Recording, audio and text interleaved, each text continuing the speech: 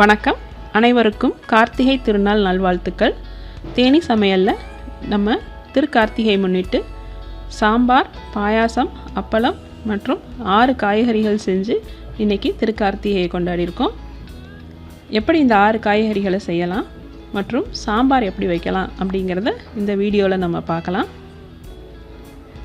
முதல்ல நம்ம இதெல்லாம் செய்கிறதுக்கான பொருட்களை கட் பண்ணி ரெடியாக வச்சுக்கிடலாம். எல்லா காய்கறிகளையும் நான் தனித்தனியாக கட் பண்ணி வச்சுருக்கேன். சாம்பாருக்கும் தனியாக கட் பண்ணி வச்சுருக்கேன். வெங்காயம் 6 காய்கறிகளுக்கும் நான் பெரிய வெங்காயம் 2 எடுத்து அதை பொடியாக நறுக்கி எடுத்து வச்சுருக்கேன். சாம்பாருக்கு சின்ன வெங்காயம் வச்சுருக்கேன். உருளைக்கிழங்கு நான் நல்லா வேக வச்சுருக்கேன். அதை தோல் உரித்து மசித்து வச்சுக்கிடணும். இனி நம்ம எப்படி இந்த சாம்பார் வைக்கலாம் அப்படிங்கிறத முதல்ல பார்ப்போம். சாம்பார் வைக்கிறதுக்கு 1/2 கப் துவரம்பருப்பு, அதை 2 டம்ளர் தண்ணி விட்டு குக்கரில் கொஞ்சமாக மஞ்சத்தூள், பெருங்காயம் சேர்த்து நல்லெண்ணெய் ஊற்றி குக்கரை மூடி வச்சு நல்லா 2 விசில் வேக விட்டுருவோம்.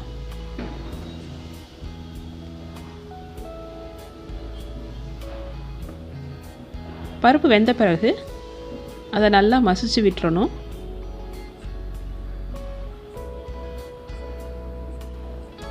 இனி சாம்பார் எப்படி தாளிக்கலாம் அப்படிங்கிறத பார்க்கலாம். ஒரு கடாயில் தேவையான அளவு நல்லெண்ணெய் விட்டுக்கோங்க.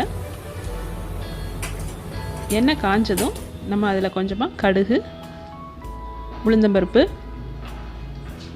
சீரகம், வெந்தயம், அதுக்கப்புறமா கொஞ்சமாக மிளகு சேர்த்துக்கிடலாம். இதெல்லாம் பொரிஞ்சதும் நம்ம கருவேப்பிலையை கழுவி அதோட சேர்த்துக்கிடலாம். கருவேப்பிலை நல்லா பொரிஞ்சதுக்கப்புறம் நம்ம சின்ன வெங்காயத்தை ஆட் பண்ணி சின்ன வெங்காயம் நல்லா கண்ணாடி பதத்துக்கு வதக்கிடணும்.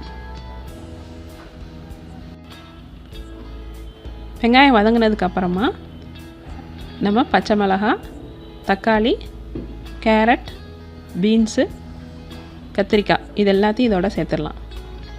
நீங்கள் தேவையான காய்கறிகள் எதுனாலும் சேர்த்துக்கிடலாம்.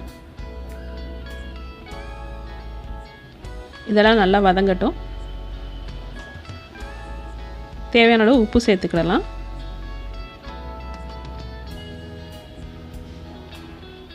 இது ஓரளவுக்கு வதங்கினதுக்கப்புறமா நம்ம சாம்பார் பொடி ஆட் பண்ணலாம். இப்போ நான் கத்திரிக்காவை சேர்த்துக்கிடுறேன்.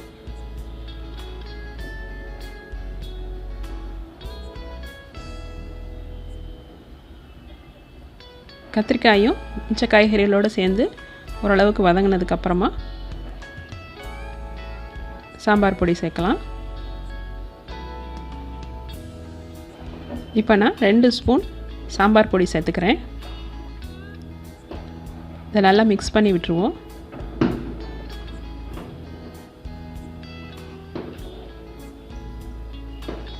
இப்போ கொஞ்சமாக புளி ஊற வச்சுருக்கேன். அதை இதில் நான் ஊற்றிக்கிறேன். எல்லாத்தையும் நல்லா மிக்ஸ் பண்ணி விட்டுருவோம்.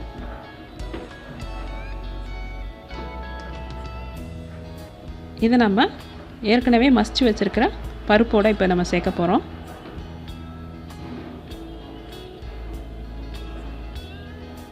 ரொம்ப திக்காக இருந்ததுன்னா நம்ம மேற்கொண்டு தண்ணி சேர்த்து நமக்கு தேவையான கன்சிஸ்டன்சிக்கு கொண்டு வந்துடணும்.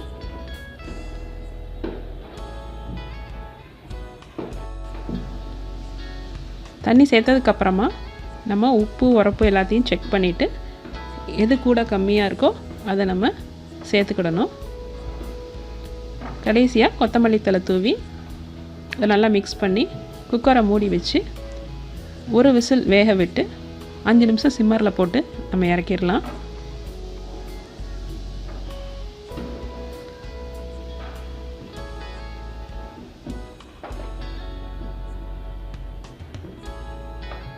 இப்போ குக்கரை மூடியாச்சு. இது ஒரு சத்தம் விட்டு நம்ம சிம்மரில் போட்டு இறக்கணும்னா சாம்பார் ரெடி.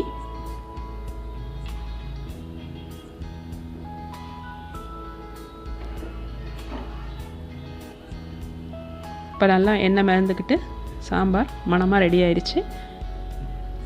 இனி அடுத்து நம்ம காய்கறிகள் எப்படி செய்யலான்னு பார்க்கலாம்.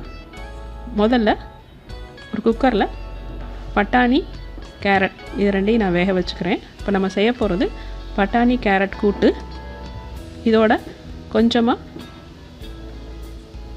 பருப்பு வேக போடுறேன். துவரம் பருப்பு கொஞ்சமாக வேக போட்டிருக்கேன். இது மூழ்கிற அளவு நம்ம தண்ணி சேர்த்துக்கிடலாம். இதுக்கு தேவையான அளவு உப்பு நீங்கள் சேர்த்துக்கிடலாம். முதையே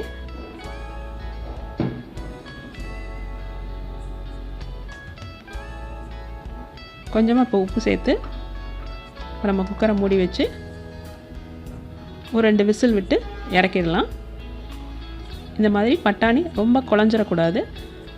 பட்டாணியும் கேரட்டும் வெந்தவுடனே ஒரு மிக்ஸி ஜாரில் ஒரு ஸ்பூன் தேங்காய் துருவல், கொஞ்சமாக சீரகம், ஒரு பச்சை மிளகாய் போட்டு அதை அரைச்சி வச்சுக்கிடுவோம். ஒரு கடாயில் கொஞ்சமாக எண்ணெய் விட்டு எண்ணெய் காஞ்சதும் கடுகு, உளுந்தம்பருப்பு, கொஞ்சமாக சீரகம் இதெல்லாம் பொரிஞ்சதும் நம்ம அறுத்து வச்சுருக்கிற வெங்காயத்தை இதோட சேர்த்து வதக்கலாம்.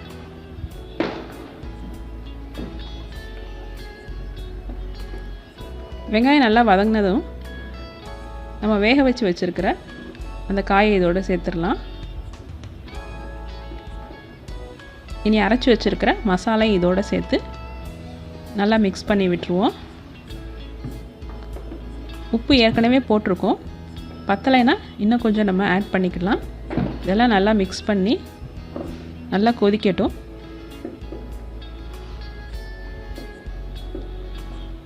உப்பு செக் பண்ணிவிட்டு கொஞ்சமாக உப்பு ஆட் பண்ணிக்கிடலாம்.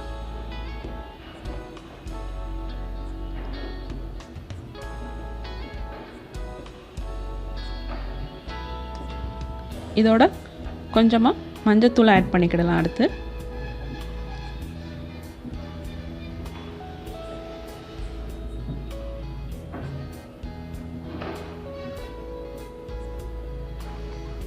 இந்த கலவை நல்லா கொதித்து நல்லா தண்ணியெல்லாம் வற்றி வந்ததும் நம்ம அடுப்பு ஆஃப் பண்ணிடலாம்.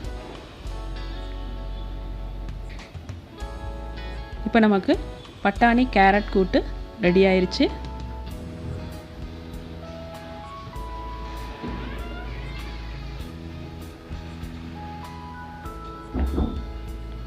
இனி அடுத்த காய்கறி நான் என்ன செய்யலான்னு பார்க்கலாம். நம்ம அடுத்து காஞ்ச பட்டாணியை வேக வச்சு ஒரு பொரியல் செய்யலாம். இந்த குக்கரில் காஞ்ச பட்டாணி நான் ஒரு 6 மணி நேரம் ஊற வச்சுருந்தேன். அதை இப்போ குக்கரில் ஆட் பண்ணியிருக்கேன். அது மூழ்கிற அளவு தண்ணி விட்டு கொஞ்சமாக உப்பும் மஞ்சத்தூள் போட்டு நல்லா கலந்து விட்டு குக்கரை மூடி வச்சு ஒரு 10 நிமிஷம் நல்லா வேக விட்டுருவோம். காஞ்ச பட்டாணி வேக கொஞ்சம் லேட் ஆகும், அதனால் ஒரு 10லேருந்து 15 நிமிஷம் கூட வேக வைக்கலாம். ஆனால் குழையாமல் வேக வச்சுக்கிடணும். பட்டாணி இந்த மாதிரி குழையாமல் நல்லா வெந்திருக்கும். நீங்கள் இப்போ எடுத்து அமுக்கி பார்த்தீங்கன்னா ஈஸியாக மசியும். அந்த பக்குவத்துக்கு நீங்கள் பட்டாணியை வேக வச்சுக்கிடணும்.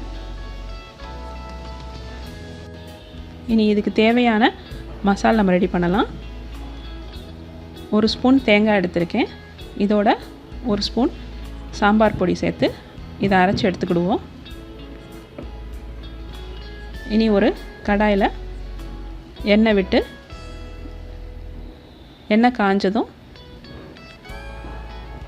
கடுகும் உளுந்தம்பருப்பு சேர்த்துக்கிடலாம்.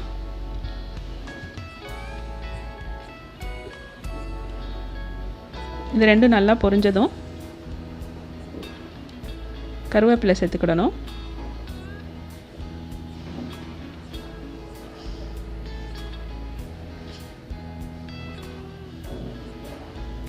கருவேப்பிலை நல்லா பொரிஞ்சிருச்சு. இனி நம்ம அறுத்து வச்சுருக்கிற வெங்காயத்தை இதோட சேர்த்துக்கலாம். வெங்காயம் நல்லா வதங்கினதுக்கப்புறமா நம்ம அரைச்சி வச்சுருக்கிற மசாலா இதில் சேர்த்து கொஞ்சமாக தண்ணி ஊற்றி அந்த மசால் பச்சை வாடை போகிற வரையும் நல்லா கொதிக்க விடணும்.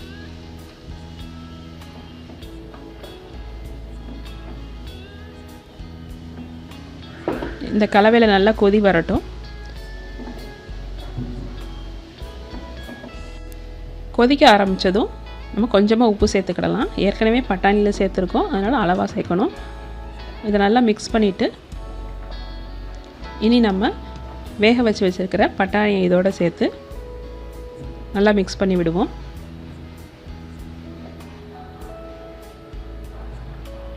இது நல்லா தண்ணி பதம் வற்றி சுருண்டு வர நேரம் நம்ம இதை இறக்கிடலாம். இப்போ பட்டாணி பொரியல் நமக்கு ரெடி ஆயிடுச்சு.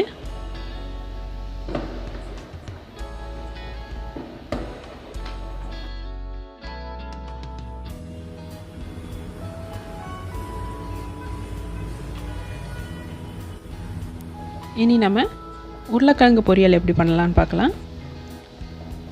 இதுக்கு ஒரு கடாயில் தேவையான அளவு நல்லெண்ணெய் விட்டுக்கலாம். எண்ணெய் காஞ்சதும் அதில் கொஞ்சமாக கடுகு பொரிஞ்சதும் உளுந்தம்பருப்பு செவந்ததும் கொஞ்சமாக சீரகம் ஆட் பண்ணிக்கிடணும்.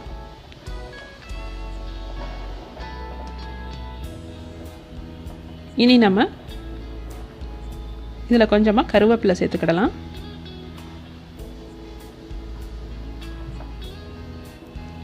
கருவேப்பிலை நல்லா பொரிஞ்சிருச்சு. இனி கொஞ்சமாக வெங்காயம், பச்சை மிளகாய் இது ரெண்டு இதோடு சேர்த்து நல்லா வதக்கி விடுவோம். வெங்காயம் நல்லா வதங்கினதுக்கப்புறமா நம்ம ஏற்கனவே வேக வச்சு மசிச்சு வச்சுருக்கிற உருளைக்கிழங்கை இதோடு சேர்த்துக்கிடுவோம்.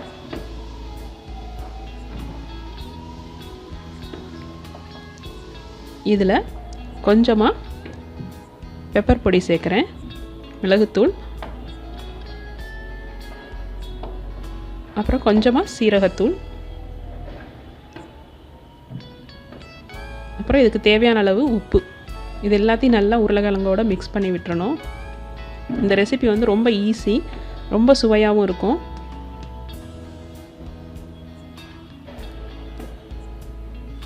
நல்லா ஒன்று போல் கிளறி விட்டுட்டோம்னா இப்போ நமக்கு உருளைக்கிழங்கு பொரியலும் ரெடி ஆயிடுச்சு.